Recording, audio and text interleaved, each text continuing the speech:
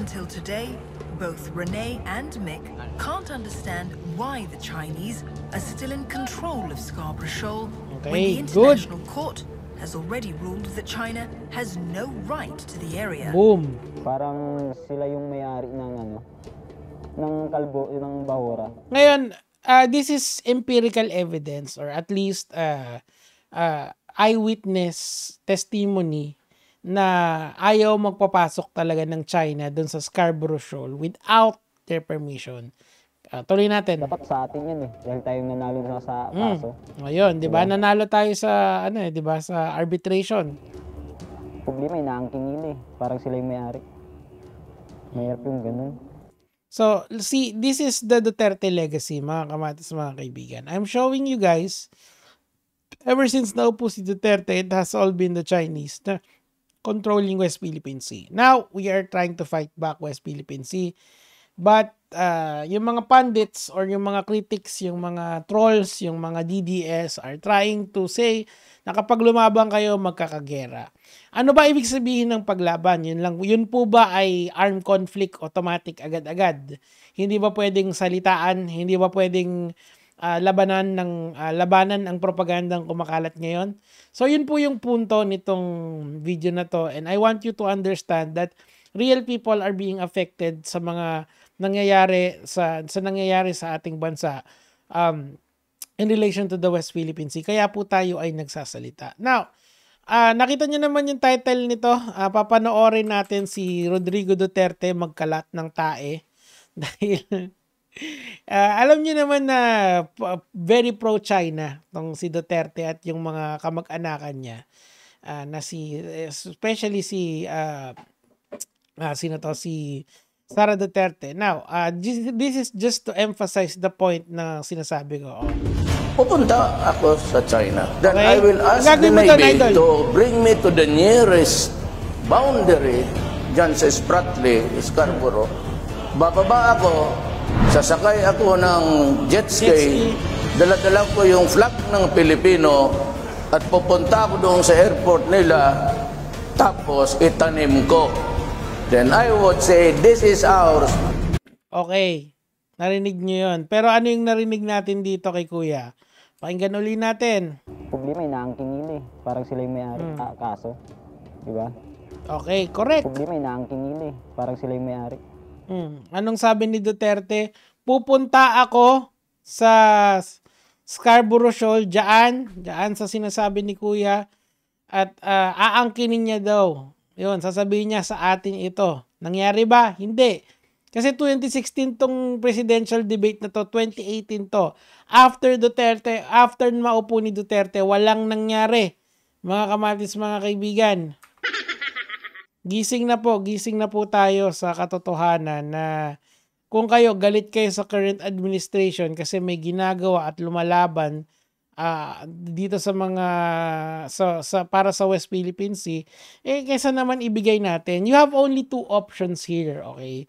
Number one is to let it be, okay? Wag na tayong lumaban, hayaan na lang natin, ibigay na lang natin sila. Bigay na lang natin, okay lang yan, sa kanila na yan. Or number two is to fight back. Now, what does fight back means? Kailangan ba we are going to be armed to the gills and then fight the Chinese Coast Guard doon or yung mga nandun? Hindi ganun. The first thing that we should do is to fight with our mind, by letting us by first, sino ba dito sa ating bansa? Sino ba dito yung mga pro-China? Sino ba dito yung mga actually mali talaga na sabihin na pro-China. Mas maganda kasi pro-CCP. Yung Chinese Communist Party na yan, yung kay Xi Jinping, yung amo nitong si Duterte. Doon tayo dapat mag-focus Gets nyo? Yun yung nadidisappoint ako karamihan sa tao na automatic kapag ang usapan lumaban sa China, makipagpatayan agad tayo. Hindi. Let's first fight the propaganda spreading. Para lahat tayo on the same page, or karamihan sa atin na gustong bawiin yung West Philippine Sea of course in a democratic manner. But if it comes to it, na ayaw nilang ibigay, that they are going to be the aggressors towards us, then siguro dun lang tayo mag-usap. Wala pa namang totoong aggression na ginagawa puro taunting lang But dito sa internet, dito sa media, sa social media, meron na, nagsisimula na yung balitaktakan about, matagal na nagsisimula actually, yung spreading of propaganda, matagal na nagsisimula yon. You are already in a war of information at the very least. 'Di ba? Ano yan marami yan, maraming klase ng laban na pwede nating gawin dito. So fight for your rights, fight for your sovereignty. If you cannot yield a sword, then use the pen. Ganun lang kasimple. Tuloy natin. Never in my campaign as president promised the people that I would retake the West Philippine Sea. Sinungaling, di ba? Napakasinungaling. Dala-dala ko yung flag ng Pilipino. Never in my campaign as president promised the people that I would retake the West Philippine Sea. Diba, sinungaling? Napakasinungaling talaga. Yan ba gusto nyo? Yung legacy niyan na ibalik? Kasi ang bait-bait ni President Duterte. Yung konting pinapapasok yung mga small boats. Habang yung China, yung malalaking bangka na uubusin na lahat at titiran tayo ng konti. Alam nyo, nakaka-disappoint talaga Nanalo, sasabihin nila it's a piece of paper yung napanalunan natin sa arbitration court. Ang akin lang, isn't the law also just a piece of paper? Totoo, 'di ba? So, ang ibig mong sabihin na if pwede kong brasuhin ng isang tao out of then what's the purpose of having laws if ganun lang pala? Sa susunod na doon sa mga DDS, siguro sa susunod sa susunod aangkinin ko na rin yung mga YouTube channel nila. Total, it's just a piece of paper. Yung rights mo diyan sa intellectual property nyo. Gets nyo? Nakaka-disappoint lang kasi that when we are trying to fight and to get, or at least in the spirit of intellectual discussion on getting the Scarborough, the West Philippine Sea and its island back, there are people who's really trying to push the propaganda na kapag ikaw ay lumaban, gigirahin ka kaagad. Okay, bluff yun. Bluff pa rin. Hanggang ngayon, bluff pa rin yun. Do you think China will use its all of its alam mo yun, ang dami nilang problema bukod dun sa internal problem nila. They also have Taiwan, they also have India, they also have Vietnam, they also have other countries na hindi okay sa kanila because of this 9-dash line na yan. Gets nyo? So it's propaganda yung lumalalabanan natin dito sa channel na to.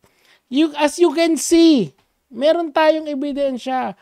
People from nangingisda doon are being barred from the very region na dapat sa atin. Ano lang ba yung claim nila doon? Dash 9-line bullshit na yan. Tuloy natin. Gusto ninyo, gawain na lang ninyo kaming province, Fujian, pati Philippine province of China.